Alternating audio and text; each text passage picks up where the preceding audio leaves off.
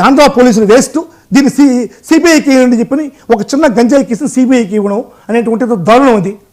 ఇది చంద్రబాబు నాయుడు గారికి తలవంపులు కదా, రాష్ట్ర ప్రజలకి తలవంపులు కదా.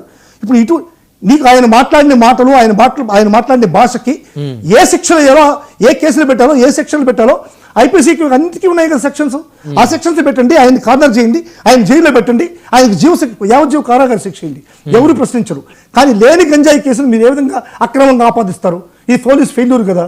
ఇదే విధంగానే వల్లభనేని వంశీ మీద కూడా ఇంకా ఈ కేసే కాదు సార్, ఇంకా కూడా కేసులు పెడతారు. ఇంకా ఒక 3.5 సంవత్సరం మీకు క్లారిటీ ఉంది. ఇప్పుడు వల్లభనేని వంశీ గారిని మళ్ళీ లోపలేస్తారు, ఖచ్చితంగా వేస్తారు. ఖచ్చితంగా వేస్తారు. కొడాల నాని గారిని కూడా వేస్తారని క్లారిటీ. కొడాల నాని వేస్తారనేది కదా సార్, వల్లభనేని వంశీని మాత్రం ఖచ్చితంగా వేసేదానికి 100% స్కోప్ ఉంది. ఎందుకంటే ఇది జగన్మోహన్ రెడ్డి గారు చెప్పేది కానీ నేను చెప్పేది కాదు, చంద్రబాబు నాయుడికి మనసులో ఉండేటువంటి ఐడియా ఇది. కక్ష సారింపులో వల్లభనేని వంశీ ఖచ్చితంగా మళ్ళా పోతాడు. ఓకే ఓకే ఓకే, 1 by 1 మాట్లాడదాం. ఎస్పీ సాహిబ్ గారు వారితో మాట్లాడదాం. నమస్తే అండి సాహిబ్ గారు. నమస్తే అండి బ్రహ్మయ్య గారు. సో మొత్తానికి వైసీపీకి ఒక క్లారిటీ ఉంది.